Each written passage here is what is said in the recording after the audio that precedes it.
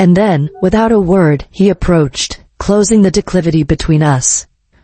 While avoiding my eyes, I noticed that his dick was obvious from the face of his pants. I don't know why, but I grabbed it directly by hand.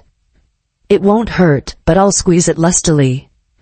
He quickly unbuckled his belt, pulled down his pants and placed me on the dining table, making me look small.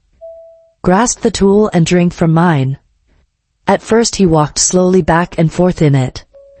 After that, our pace accelerated to enjoying it as well. He was shaking the wine glasses of our members. He was smothering kisses on my neck. Our friends were at one with lust. It was in the mouths of our tongues. I didn't care who he was at that moment, we were both like two strangers enjoying one of us. Then his studies increased. I realized that you would come and I said, inside me. He entered into me with great enthusiasm. He was in hot drops, thinking. He drew back and took a deep breath. Me too.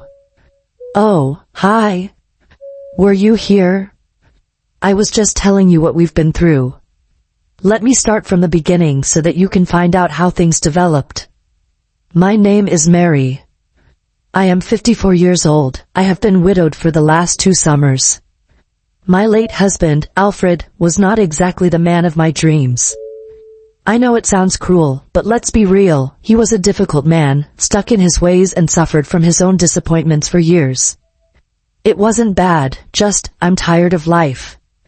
When he passed, to be honest, our marriage was more about duty than love.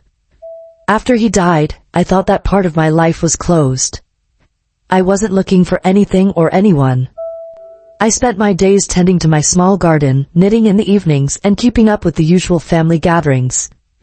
Then Liam came. Liam is my late husband's grandfather from his first marriage.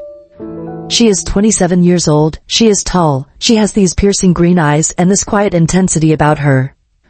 When he visited as a child, he was always polite but distant. Nevertheless, he came to stay for a few weeks that summer. It was suggested to be a simple visit, a break from her life in the city to spend time with her family in the countryside. The first few days passed without incident. Liam mostly kept to himself, exploring the nearby forests or reading books on the porch. I found myself watching him from the kitchen window, not in a strange way, just observing. There was something different about him, something I couldn't even put my finger on. There was a sadness about him, as if he were searching for something he could not name. It started innocently enough. One afternoon, I was struggling with an old wooden fence that needed to be repaired. Liam offered to help. He didn't say much, he just picked up the tools and got to work. Watching him reminded me of a younger Alfred, strong, focused, determined. But where Alfred was always grumpy and distant, Liam was kind and attentive.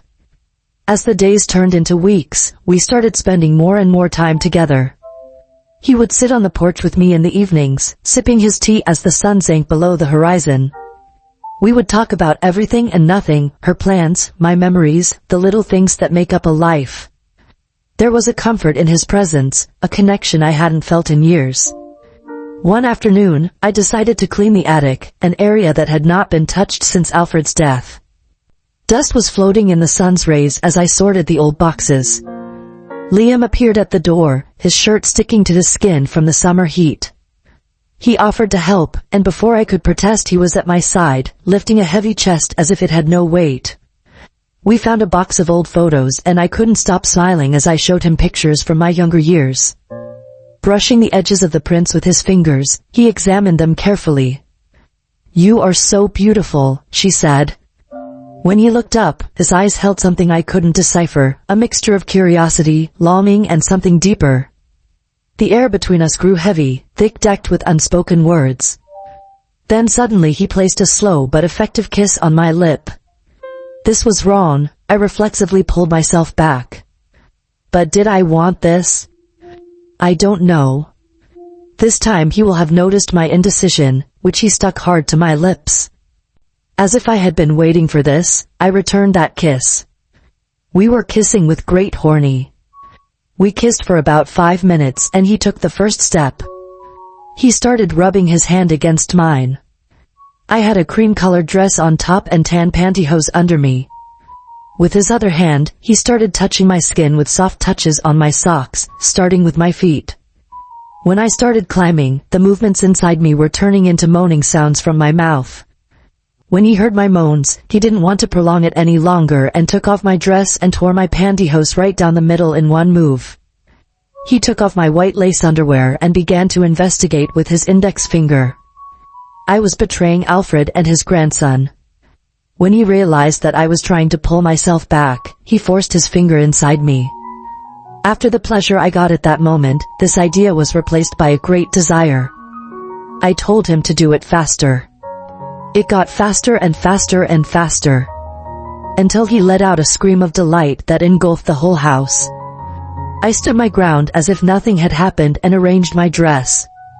When I got up from the ground, I noticed the wetness of its wood. It wasn't sweat, I was drained. Later that evening, as I was preparing dinner, I couldn't shake the feeling of his gaze on me. He sat at the kitchen table, his fingers tracing patterns on the wood.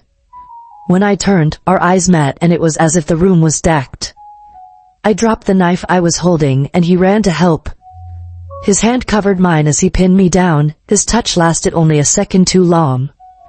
"Are you all right?" he asked, his voice hoarse, almost a whisper. I nodded, pulled my hand away and made myself with vegetables. But I wasn't okay. Something was moving inside me, something I couldn't name. "We can't keep doing this," I said, my voice barely audible. He didn't answer, he just stood there, his expression unreadable. And then, without a word, he approached, closing the declivity between us. While avoiding my eyes, I noticed that his dick was obvious from the face of his pants. I don't know why, but I grabbed it directly by hand. "It won't hurt, but I'll squeeze it lustily." He quickly unbuckled his belt, pulled down his pants and placed me on the dining table, making me look small. Grasped the tool and drank from mine. At first he walked slowly back and forth in it. After that, our pace accelerated to enjoying it as well. He was shaking the wine glasses of our members.